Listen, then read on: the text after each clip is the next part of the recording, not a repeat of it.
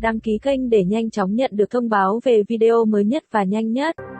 Ngự Giao Ký của Địch Lệ Nhiệt Ba và Nhậm Gia Luân được đầu tư khủng thế nào? Với việc sở hữu hai lưu lượng hiện nay là Địch Lệ Nhiệt Ba và Nhậm Gia Luân, Ngự Giao Ký đang là một trong những bộ phim làm mưa làm gió màn ảnh Hoa ngữ. Thế nhưng, mới đây, bộ phim lại gây bất ngờ khi chỉ đạt 5.8 điểm trên Dunban với hơn 71.000 lượt bình chọn. Trong đó, chỉ có 9.4% đánh giá 5 sao, 4 sao chiếm 21.8%, 3 sao chiếm 34.5%, 2 sao chiếm 20.3% và 1 sao chiếm 14%. Đây là một số điểm không xứng đáng với danh tiếng mà bộ phim tạo ra. Khán giả cho rằng việc Ngự Giao Ký chỉ nhận được số điểm thấp như vậy là vì diễn xuất của dàn diễn viên còn thiếu đột phá, nội dung rời rạc vì bị cắt quá nhiều. Ngay sau khi Đao Bần công bố thông tin này, nhiều khán giả yêu thích Ngự Giao Ký đã lên tiếng bênh vực bộ phim. Phần đông ý kiến cho rằng Ngự Giao Ký xứng đáng với số điểm cao hơn. Một số bình luận tỏ ra không hài lòng với số điểm trên.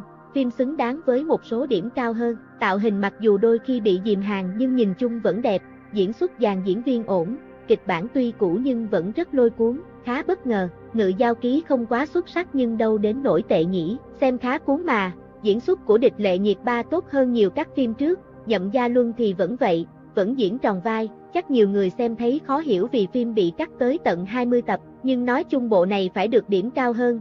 Phim khá nổi và số liệu truyền thông thì vẫn giữ vững những top đầu, không muốn bênh hay gì đâu nhưng phim này chỉ được 5.8 điểm thì cũng không hợp lý thật. Phim ở mức ổn chứ không tệ như nhiều người nhận xét. Bên cạnh những ý kiến bênh vực, cũng có khán giả cho rằng đây là số điểm xứng đáng với một bộ phim còn tồn tại nhiều khuyết điểm như Ngự Giao Ký. Không chỉ có vậy, do bị cắt quá nhiều tập nên xảy ra tình trạng phần 1 của phim quá lê thê trong khi phần 2 thì lại quá nhanh. Cộng đồng mạng vì thế mà càng có cớ để mỉa mai phát ngôn tự nhận, đại bạo trước đó của Ngự Giao Ký. Dù chỉ nhận được số điểm thấp trên Đao Bần song nhìn chung Ngự Giao Ký vẫn là một bộ phim đáng xem ở thời điểm hiện tại. Mới đây, đoàn làm phim đã tiết lộ một thông tin thú vị liên quan đến quá trình sản xuất Ngự Giao Ký. Cụ thể, trong một chia sẻ mới nhất, tổ chế tác của Ngự Giao Ký đã tiết lộ phải mất đến 3 năm để tạo dựng và cụ thể hóa thế giới tiên hiệp trong phim, trong đó dành ra 2 năm để đánh bóng kịch bản. Đoàn làm phim cũng chia sẻ thêm về những khó khăn khi chuyển thể tác phẩm. Theo chia sẻ,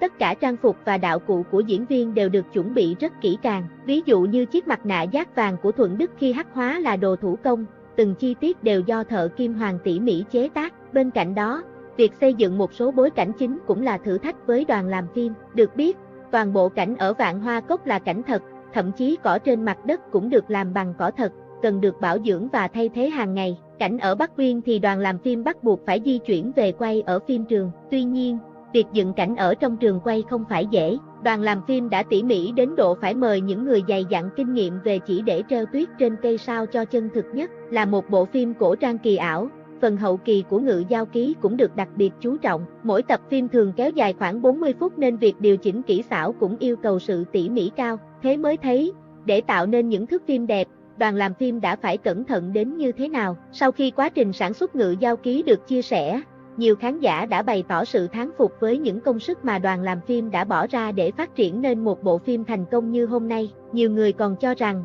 với công sức mà đoàn làm phim bỏ ra, Ngự Giao Ký không tạo được tiếng vang thì phí. Phim hiện đang được chiếu vào lúc 17 giờ 0 phút các ngày từ thứ Hai tới thứ Tư hàng tuần trên nền tảng Youku.